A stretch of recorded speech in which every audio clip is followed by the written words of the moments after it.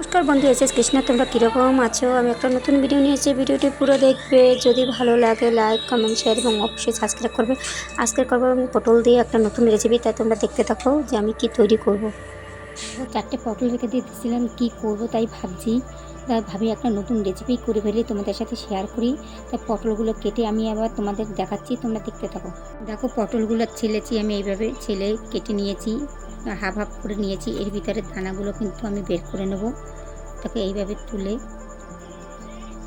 দানাগুলো আস্তে আস্তে করে বের করে এই দানা দিয়েই কী করবো তোমাদের নিশ্চয়ই দেখাবো।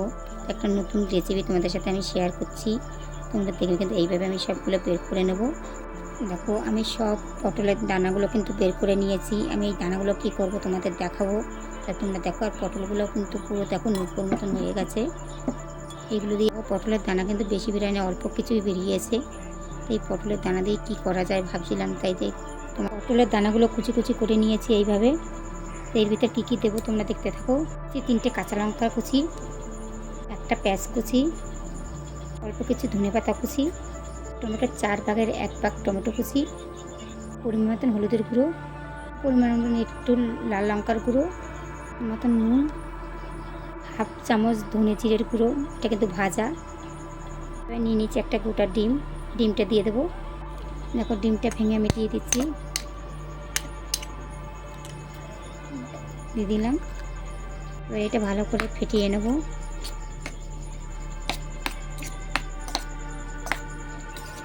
আমার ফেটানো হয়ে গেছে।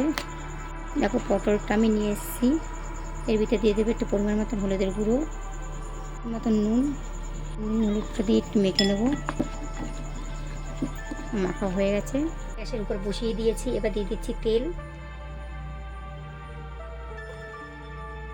এবার এক এক করে পটলগুলো আমি এইভাবে ছাড়বো।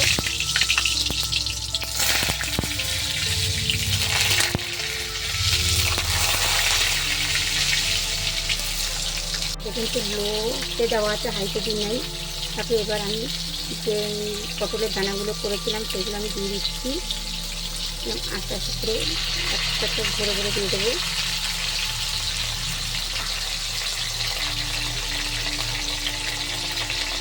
আমি দিয়ে দিচ্ছি। দেখো, আমি সবগুলো কিন্তু দিয়ে দিয়েছি। এবার আমি ঢেকে দিচ্ছি এইটা। তারপর তোমাদের 5 মিনিট পরে আমি দেখাচ্ছি। দেখো, আমি ঢাকনাটা খুলে দিচ্ছি। দেখো কত সুন্দর হয়েছে দেখতে। এবার আমি এইটা একটু ফিরিয়ে দেবো। দেখো, এইভাবে আস্তে করে দিয়ে দিলাম। আমি এই প্রথমবারই করছি, তোমরা বাড়িতে করে খাবে। যদি ভালো লাগে কমেন্টে অবশ্যই কিন্তু জানাবে যে রেসিপিটা কীরকম হয়েছে। আমি প্রথম করছি কিন্তু এটা একটু লাল লাল হোক, তারপর তোমাদের আমি দেখাচ্ছি। দেখো, আমি আর পিঠে ফিরিয়ে দেখেছি, খুব সুন্দর ফুটছে। দেখো, আমার কিন্তু হয়ে গেছে, এটা আমি ভাজা হয়ে গেছে। এবার আমি এটা তুলে নেবো।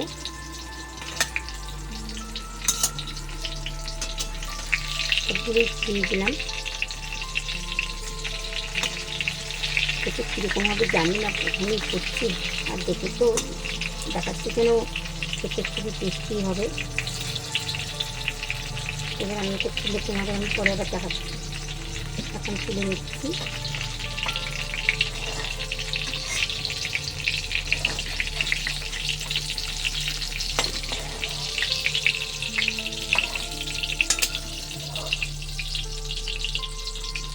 তেলের ভিতরে দিয়ে দিচ্ছি সাদা জিরে, একটা তেজপাতা,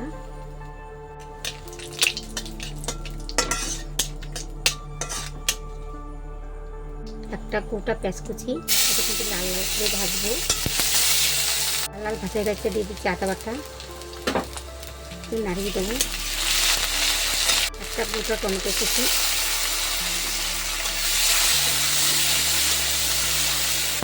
এটা ভালো করে কষিয়ে নেবো।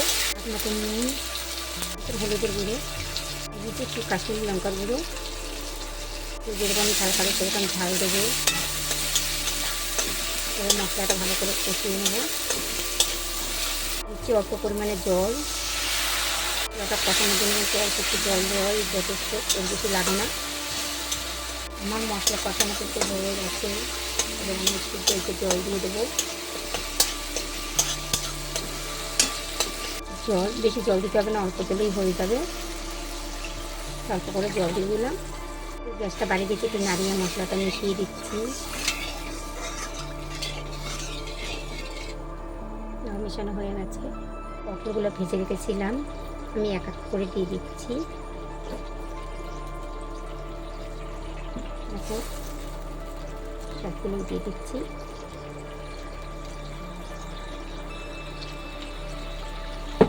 আমার দেওয়া হয়ে গেছে, নাড়িয়ে দিচ্ছি। নাড়িয়ে ঢেকে দিয়ে দেবো। ঢেকে দিয়ে তোমাদের 10 মিনিট পরে আবার দেখাচ্ছি। এবার আমি ধনে পাতাটা দিয়ে দিচ্ছি।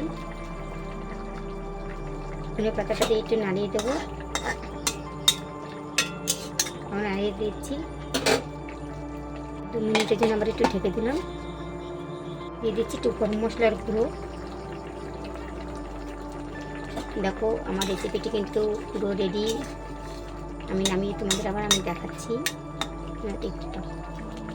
রেসিপিটি পুরো রেডি। আর পুরো ভিডিওটি দেখার জন্য ধন্যবাদ। যারা নতুন আছে সাবস্ক্রাইব করে পাশে থাকবে, নতুন নতুন ভিডিও পাওয়ার। পরবর্তী ভিডিওতে দেখা হবে তোমাদের সাথে। টাটা।